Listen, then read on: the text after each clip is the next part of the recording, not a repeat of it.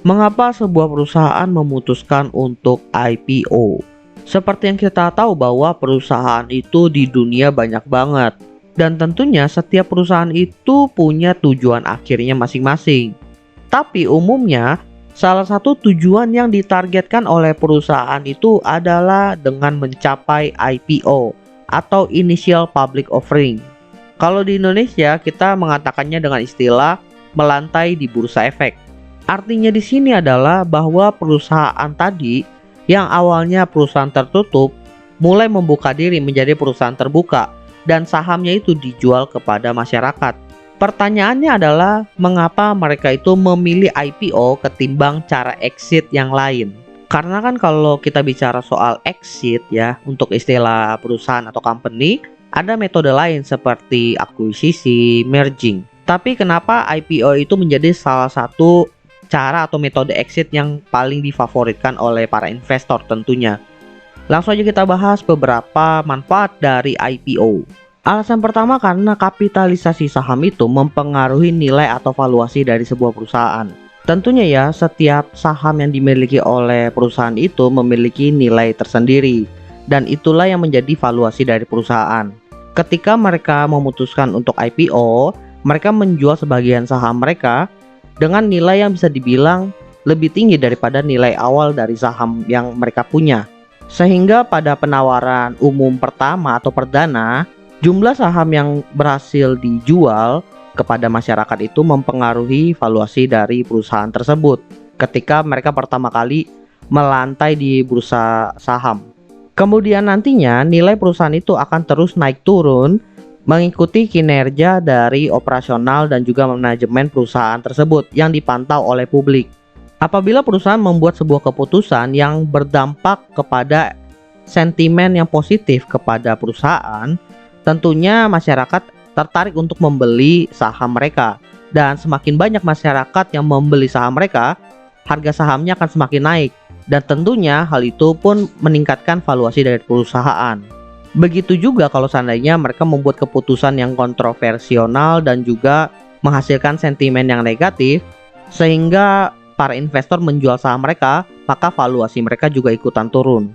Lanjut, alasan kedua kenapa perusahaan memutuskan IPO adalah meningkatkan exposure produk dan meningkatkan kredibilitas perusahaan di mata masyarakat.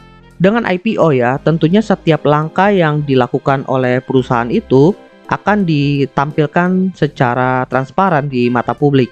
Mulai dari laporan keuangan, kemudian keputusan-keputusan yang diambil oleh manajemen, semuanya itu akan disorot, salah satunya melalui media massa. Kalau untuk laporan keuangan biasanya dirilis setiap tahun itu di website masing-masing perusahaan sih. Tapi ada media massa yang mengulas laporan keuangan perusahaan setiap tahun, jadi kita nggak perlu baca sendiri sih. Karena sering disorot oleh media massa ya, tentunya kita bakalan tahu kira-kira produk apa aja yang dikeluarkan oleh perusahaan tersebut. Sehingga kalau mereka itu mengeluarkan produk baru tapi gagal di pasar, tentunya hal itu akan membuat sentimen negatif kepada perusahaan mereka. Jangankan produk baru ya, produk lama aja yang tiba-tiba penjualannya turun itu pun bisa menghasilkan sentimen yang negatif. Tapi kalau seandainya produknya itu yang dikeluarkan menghasilkan untung dalam jumlah besar, tentunya para investor yang membeli saham perusahaan tersebut pun mendapatkan untung dong. Tentunya hal ini pun nantinya akan berdampak kepada tingkat kepercayaan mereka kepada perusahaannya. Bayangin aja kalau seandainya perusahaan tersebut setelah IPO sekitar 2-3 tahun untung terus, tentunya para investor akan tertarik naruh duit mereka lebih banyak dong. Dan tentunya hal ini berdampak positif kepada perusahaan. Tapi untuk fase awal di mana perusahaan tersebut itu baru pertama kali IPO atau IPO perdana, IPO itu kan mewajibkan mereka itu untuk menunjukkan laporan keuangan mereka. Nah, dari sinilah yang membangun kredibilitas pertama perusahaan tersebut. Karena di dalam laporannya itu ada nama-nama investor lain yang menaruh uang mereka di saat perusahaan tersebut masih perusahaan tertutup. Coba aja lu bayangin kalau pas lu ngecek laporan keuangan mereka, ternyata perusahaan mereka itu disuntik oleh perusahaan segede Telkom. Pastinya lu bertanya-tanya dong, kenapa perusahaan segede Telkom naruh duit di perusahaan ini? Berarti kan perusahaan Telkom ini percaya kepada perusahaan ini. Otomatis kita sebagai investor yang jumlah uangnya nggak sebanyak si Telkom ini, ikutan percaya buat naruh atau membeli saham perusahaan tersebut. Alasan ketiga kenapa perusahaan memutuskan IPO adalah menjadi sumber pendanaan tambahan tanpa hutang. Jadi ketika perusahaan itu pertama kali IPO kan, tentunya mereka itu menjual sebagian saham mereka. Dari sana mereka sudah mendapatkan dana segar dari investor yang membeli saham mereka. Kalau nantinya mereka membutuhkan dana segar lagi, mereka bisa melakukan beberapa langkah. Mereka bisa memilih melakukan secondary offering, yaitu menjual sahamnya lagi, atau mereka melakukan private placement. Intinya mereka itu bisa menawarkan saham mereka kepada masyarakat lagi untuk dijual dan mereka mendapatkan dana segar. Dan tentunya dengan cara ini ya perusahaan itu tidak perlu berhutang dalam mendapatkan dana segar. Alasan keempat adalah meningkatkan profesionalitas dan juga kinerja dari perusahaan. Mungkin teman-teman udah pernah dengar lah, dimana ketika perusahaan itu IPO, ada sebagian saham mereka itu yang tidak dijual ke publik tapi diberikan masing-masing ke karyawan yang bekerja di perusahaan tersebut.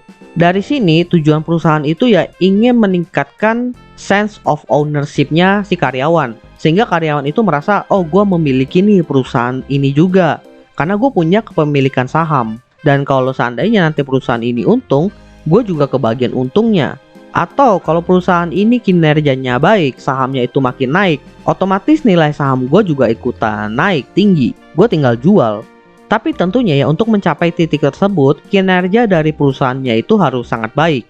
Dan untuk bisa mendapatkan kinerja yang sangat baik itu, perlu ada kolaborasi antar karyawan. Ya jadinya ini semacam motivasi juga sih buat karyawan dan perusahaannya, biar bisa bekerja secara maksimal. Dan masuk ke alasan terakhir kenapa perusahaan melakukan IPO adalah mendapatkan privilege. Privilege apa? Privilege penurunan tarif PPh. Jujur gue kurang begitu paham tentang perpajakan ini. Jadi langsung aja gue bacain dari artikelnya. Ini artikelnya gue ambil dari Stockbit ya. Penurunan tarif PPh badan atau Corporate Income Tax 3% bisa diperoleh sebuah emiten yang tercatat di BEI dan memenuhi syarat kepemilikan publik lebih dari 40% dan dimiliki minimal oleh 300 pemegang saham dengan kepemilikan tidak lebih dari 5%. Para pemegang saham bahkan bisa melakukan jual beli saham dengan tarif pajak cukup 0,1%, di mana insentif pajak ini lebih rendah dibandingkan perusahaan private. Intinya di sini adalah nilai pajak PPh-nya itu jauh lebih kecil dibandingkan perusahaan tertutup atau perusahaan yang belum IPO. Oke, jadi itulah beberapa alasan kenapa perusahaan itu memilih melakukan IPO untuk exit ketimbang metode yang lain. Ternyata banyak juga ya manfaat yang diterima oleh perusahaan ketika mereka itu memilih melakukan IPO. Semoga podcast episode kali ini bisa bermanfaat buat teman-teman dan memberikan gambaran lah kepada teman-teman tentang kalau seandainya kalian itu bikin startup itu exitnya itu mau seperti apa dan mempertimbangkan IPO sebagai salah satu metode exitnya nanti. By the way, jangan lupa follow Instagram Opsiana Podcast di @opsianamedia karena di situ akan ada informasi-informasi menarik seperti update dari Opsiana Podcast dan konten-konten menarik lainnya yang pastinya nggak boleh terlewatkan oleh teman-teman. Oke, gua rasa itu aja. Thank you buat teman-teman yang sudah mendengarkan. See you next time di Opsiana Podcast episode lainnya. Bye semuanya.